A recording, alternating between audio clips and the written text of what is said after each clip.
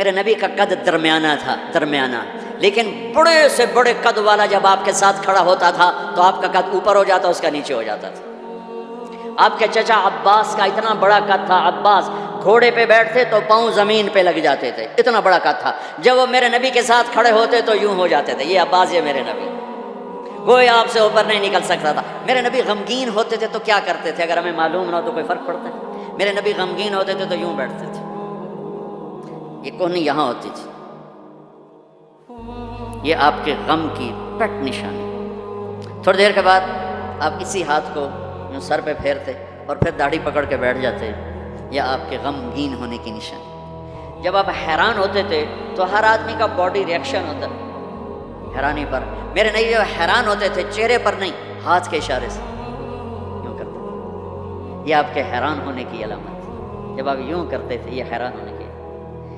جب آپ کسی کو بلاتے تھے تو ایسے کر کے نہیں بلاتے تھے، یوں کر کے بلاتے تھے، ایسے پورے ہاتھ کا اشارہ، انگلی اٹھانا عیب ہوتا ہے تو آپ ایسے کرتے تھے۔ جب آپ غصے میں ہوتے تھے تو یہاں ایک رگ تھی، یہاں وین تھی ایک، یہ چونکہ آپ غصے کا اظہار تو کرتے نہیں تھے، پی جاتے تھے، پینے کے بعد باڈی ریئیکٹ کرتی تھی تو یہ جگہ، یہ یہاں ایک وین تھی، وہ وین ایسے اس کی پلپیٹیشن بڑھ جاتی تھی، تو یہاں وہ ابھر کے پلپیٹیشن سے صحابہ کو اندازہ ہوتا تھا آج اللہ کے نبی غصے میں۔ جب آپ خوش ہوتے تھے تو چہرے پہ مسکراہٹ اور یہ جگہ پہلے سے زیادہ روشن ہو جاتی تھی، یہاں سے ایسے نور نکلتا تھا، نور نکلتا۔ جب آپ مسکراتے تھے تو پورے دانت نہیں کھلتے تھے، بس اگلے دانت کھلتے تھے، کبھی کبھی پورے دانت کھل جاتے تھے، اور جب آپ مسکراتے تھے آپ کے دانت اتنے سفید تھے کہ دانتوں سے نور نکلتا ہوا نظر آتا تھا، ایسے بس اندھیرے میں آپ کے دانت چمکتے نظر آتے تھے، ایسی لائٹ نکلتی تھی۔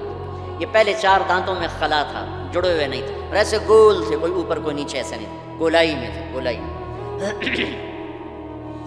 اور جب آپ کسی سے ناراض ہوتے تھے تو ناراضگی کا اظہار کیسے ہوتا تھا کہ بھائی میں ناراض ہوں، تو وہ سبحان اللہ، کیا میں قربان جاؤں یا رسول اللہ۔ اب ذرا دیکھو میرے نبی کی ناراضگی کیا ہے۔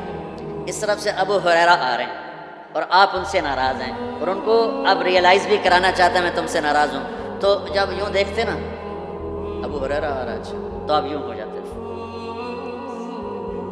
آپ حضرت انس پہ ناراض ہیں، وہ ادھر سے آ رہے ہیں، آپ ان کو یوں دیکھتے تو آپ یوں ہو جاتے۔ بس اتنا میرے نبی کا غصہ تھا، اتنی ناراضگی تھی، سبحان اللہ۔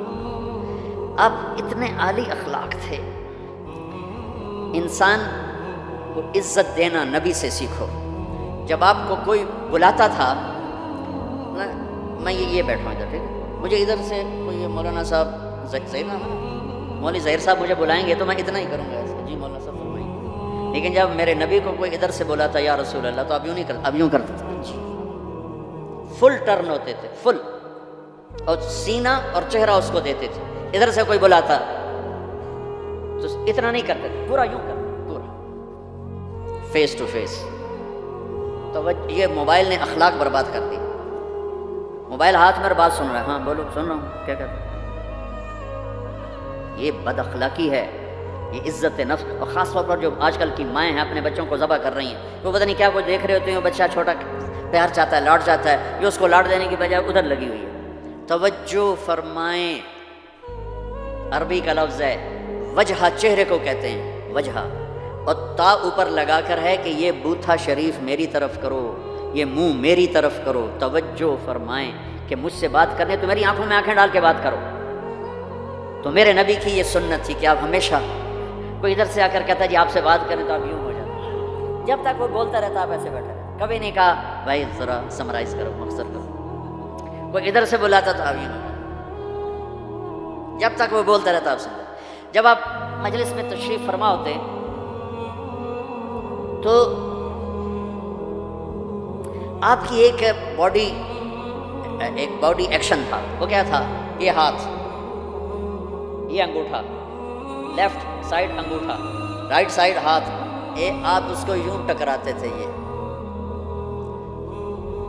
یہاں ہاتھ، یہ آپ بات فرما رہے ہیں اور یوں کیے جا رہے ہیں، یہ بغیر ارادے کے۔ جو باڈی ایک حرکت ہوتی ہے، ہر انسان میں کوئی نہ کوئی ایسی ہوتی ہے، تو یہ آپ کی حرکت مبارک تھی، اس طرح روشن چہرہ، واسع الجبین، کشادہ ایک وہ بدو عورت نے آپ کا حلیہ بیان کیا کہ رأیت رجلا ظاہر الوضاء ابلج الوجه حسن الخلق لم تعبه خجلا ولم تزر به سعلا وسيم قسيم في عينيه دعج في أشفاره وطف في صوته سهل في لحيته كثافة في عنقه سطى أزج أقرن أكحل أحور ان تکلم علاه البہاء وان سکت علاه الوقار. کہنے لگی اپنے خامد کو میں تمہیں کیا بتاؤں میں نے کیا دیکھا. مجھے یوں لگا جیسے 14ویں کا چاند کپڑے پہن کے زمین پہ ہی آ گیا. مجھے ایسے لگا جیسے 14ویں کا چاند ہی زمین پہ آ گیا ہے.